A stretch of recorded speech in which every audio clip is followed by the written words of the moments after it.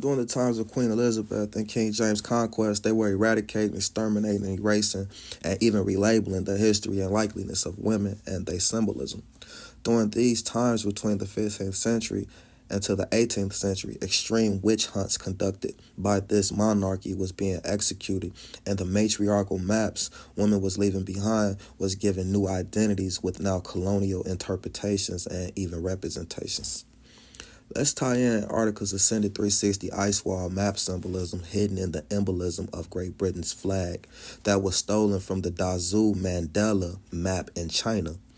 Let's tie in the witch hunts and trials conducted by King James of the Bible and Queen Elizabeth. And lastly, let's connect the transatlantic slave trade that initiated at these same exact times in the 1500s.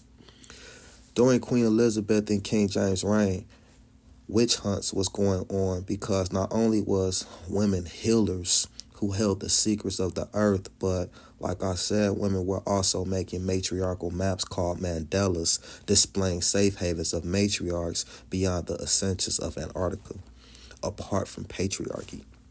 Patriarchy is a system of conformity and tyranny, and women left the way out.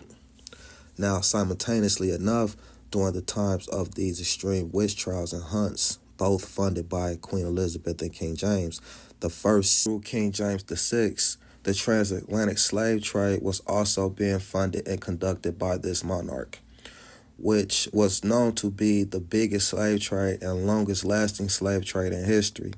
Now, people, we shall, has, and must know that the exploitation of human people was nothing new under the sun. The very first colonization took place in 3100 BC, which equates to 2,000 years ago. And it was done by Ptolemy Soter, who we now today call Jesus.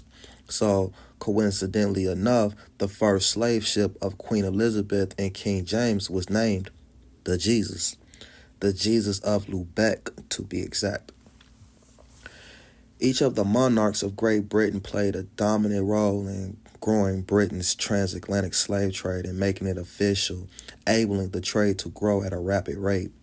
Great Britain personally increased their wealth and power from their involvement, as did Britain itself. The Royal African Company of England shipped more enslaved African women, men, and children to the Americas than any other single institution during the entire period of the transatlantic slave trade. The history of British slavery has been buried. The thousands of British families who grew rich on the slave trade brushed those uncomfortable chapters of their stories under the carpet. The King James Bible origin. King James I of England, also King James VI of Scotland, commissioned the King James Version of the Bible, which was published in 1611. Purpose. The transatlantic slave trade aimed to address religious tensions and provide a standard English Bible for Anglicans, but its influence quickly spread to other Protestant denominations. Influence. The King James Bible became a widely accepted and influential text in the English-speaking world. It impacted religious practices, the development of the English language and literature. Its language and imagery influenced literary works and everyday phrases. It was also used as a textbook and became the most widely printed book in history. Colonization. The King James Bible influence spread with English colonization, traveling to North America and other parts of the world. Black communities in the American South use it to create their tradition of explanation and as a placemaking apparatus in the face of slavery and racial oppression. Colonization. Maps played a critical role in European colonialism, allowing the assertion of dominion over newly discovered territories, the planning of military campaigns, and the exploitation of resources. Now, this is the Dazhou map called the Dazu Wheel of Life. This map, like countless others, was left to display Antarctica's ascended 360 ice wall that surrounds our 6 continents in a circle, with habitants explained to be and represented to be heaven, beyond the ascensions of the circle. The Dazu map of China is a massive and intricate rock carving representing the Buddhist concept, the wheel of cyclic existence.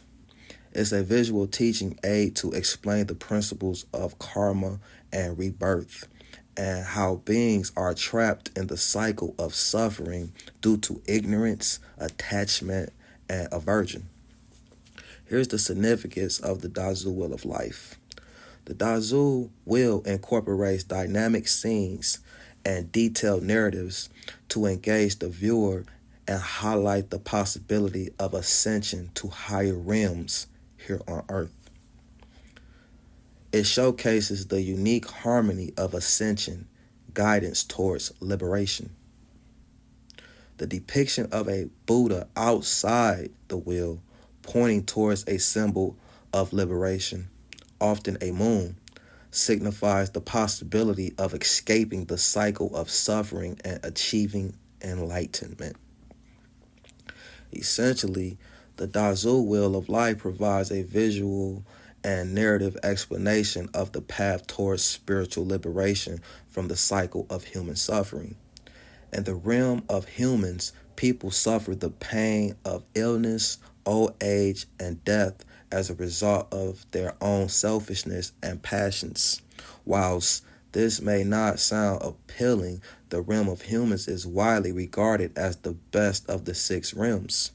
This is because in this realm, humans have access to the Buddhist teachings and therefore have an opportunity to escape from the wheel of life, which is making it outside of this circle.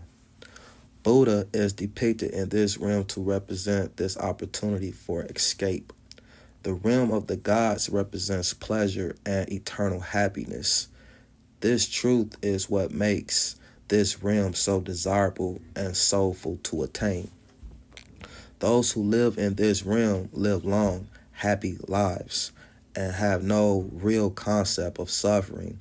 This blissful existence gives way to eternal life.